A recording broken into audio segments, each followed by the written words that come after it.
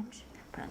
Então, a primeira pergunta, e na qualidade de diretor da Faculdade de Letras da Universidade de Lisboa, era tendo em conta o nosso target, que são alunos que vão desde os 14 aos 18 anos e que, portanto, cuja reta final é a entrada no ensino superior. Quais é que acha que são as prioridades para se escolher um curso superior? Isto tornou-se cada vez mais inviável e hoje em dia as pessoas fazem cursos, mas não têm garantia absolutamente nenhuma de que façam depois profissionalmente aquilo que esperavam fazer quando entraram nesses cursos. É justamente por causa disto que nós, em Letras, estamos a tentar algumas alterações do currículo. Uma dessas alterações é constituir 2 licenciaturas transversais. Uma delas transversal, isto é, cá dentro na faculdade, eu já ia explicar como funciona. Uma licenciatura que chamamos Artes e Humanidades. E uma outra coisa, é uma licenciatura transversal da Universidade de Lisboa, que engloba a Faculdade de Belas Artes, a Faculdade de Ciências e a Faculdade de Letras. E haverá uma licenciatura também comum a estas 3 faculdades, chamada uma licenciatura em Estudos Gerais. Porquê é que nós achamos que é interessante? Indo à primeira, a licenciatura em Artes e Humanidades. É talvez mais interessante para um aluno, em vez de fazer exclusivamente, por exemplo, literatura inglesa, fazer uma licenciatura em que pode fazer História, Filosofia, Linguística, Literatura Inglesa, Literatura Portuguesa, etc. Mais polivalente. Exatamente. E então atravessa todas estas disciplinas. Ou então, no caso da licenciatura em Estudos Gerais, é de certo mais interessante um aluno fazer cadeiras em Belas Artes, em Ciências, Biologia, Matemática, Literatura Inglesa, Literatura Portuguesa, o que quer que seja. Aí podemos pensar que, se calhar, licenciaturas com esta generalidade depois sofrem no mercado profissional, mas isso parece-nos um erro, porque habitualmente as pessoas saem com uma licenciatura, digamos, em, sei lá, Biologia ou coisa assim, e as saídas profissionais são muito reduzidas. É muito hermético. Exatamente, mas se saírem com uma coisa muito mais ampla, se souberem ler, escrever, expor um argumento, compreender um argumento, articular uma série de questões, podem talvez encontrar muita mais empregabilidade, para usar um termo hoje em moda, assegurar maior empregabilidade, até porque muitas vezes o que acontece é que as pessoas, quando escolhem um emprego, aprendem no emprego aquilo que fazem. Portanto, têm que ter uma série de competências específicas e gerais que lhes permita fazer todo o tipo de atividade. Portanto, se por um lado a licenciatura em Artes e Humanidades visa fazer isso no interior da faculdade, a licenciatura em Estudos Gerais visa fazer isso no interior da universidade. E repare que, por exemplo, se olharmos para o chamado ranking de Xangai, um desses rankings que põe por ordem as melhores universidades do mundo, as 20 melhores universidades do mundo do ranking de Xangai, a quase totalidade, se não a totalidade, a licenciatura é com Artes e Estudos Gerais que nós estamos a defender fazer cá. Ou seja, os alunos entram, sei lá, numa universidade qualquer, das mais conhecidas no mundo, e para fazer a licenciatura tiram tudo, desde literatura francesa à biologia. Aliás, têm tutores que aconselham cada um deles e que não deixam que tirem só literatura francesa. Dizem, não, você faz também matemática, faz biologia, faz arte, faz história da arte, história do cinema italiano, o que é que seja.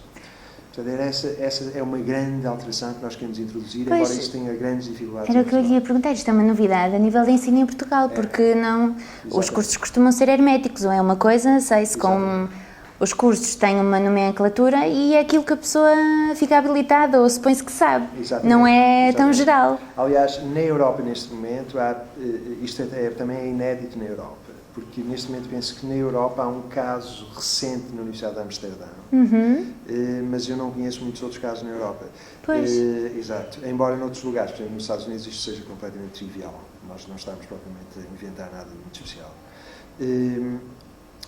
Eu continuo a pensar que esse é o modo da universidade romper estes guetos em que se tem confinado e que faz das universidades em Portugal mais do que uma universidade, no sentido em que se cultiva todos os saberes e os alunos podem transitar nisso tudo, faz de escolas vocacionais. As pessoas vão para Direito e é só Direito que aprendem.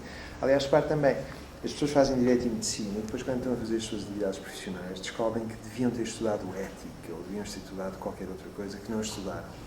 E isso seria possível se tivessem feito uma licenciatura ampla, na base, e depois progressivamente mais especializada. Muito bem. E nós queríamos tomar a liderança desse ponto de vista. Aliás, o reitor da Universidade de Lisboa tomou este projeto com todo o vigor e a Universidade de Lisboa está completamente com este projeto.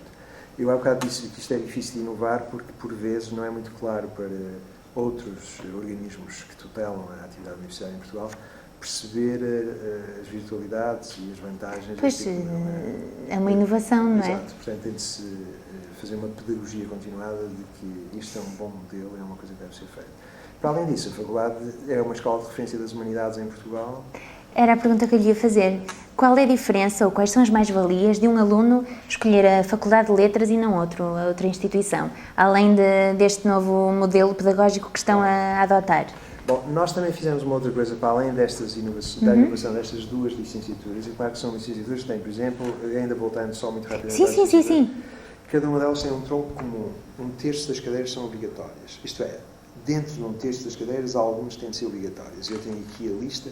Portanto, nós temos coisas como tem de fazer um requisito de língua, tem de fazer um requisito de grandes questões, coisas como estudos de arte, o estudo das culturas, ciência e arte, sei lá, evolução do pensamento matemático, sustentabilidade energética, todo este tipo de coisas. Depois tem textos fundamentais da Antiguidade Clássica e da Idade Média, do Renascimento e do Iluminismo, do Romantismo ao presente. Aí podem ler, por exemplo, Darwin, no século XIX, e ler um poeta do século XIX.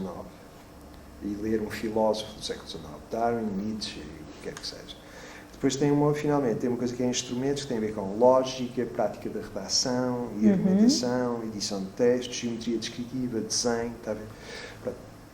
Isto é um tronco comum dentro do qual eles podem escolher, dentro destes segmentos de cadeiras, 2 ou 3.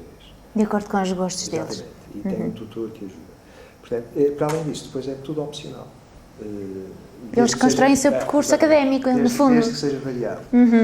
Cá dentro, nas outras licenciaturas, uma coisa que nós fizemos foi também limpar as licenciaturas no sentido de reduzir isso, dar-lhes uma maior coerência interna nos planos curriculares. Mas a Faculdade de Letras tem algumas vantagens aí, porque nas humanidades em Portugal há escolas interessantíssimas e excelentes, não estou de modo a dizer que não há, não é? Mas a Faculdade de Letras tem uma longa história nesse domínio.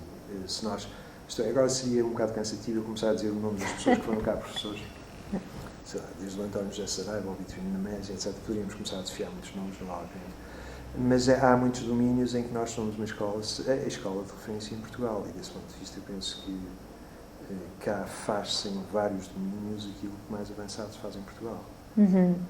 Extra aulas, a nível curricular, ambiente, outras mais-valias que possa citar, que se recorde? Pois, aliás, uma coisa que nós fizemos também foi fazer um calendário este ano, inovamos com um calendário que está a ser adotado pela Universidade de Lisboa no seu todo, que é um calendário muito mais comprimido. Os alunos começam em setembro, têm o primeiro semestre até dezembro, depois têm o segundo semestre de fevereiro a maio.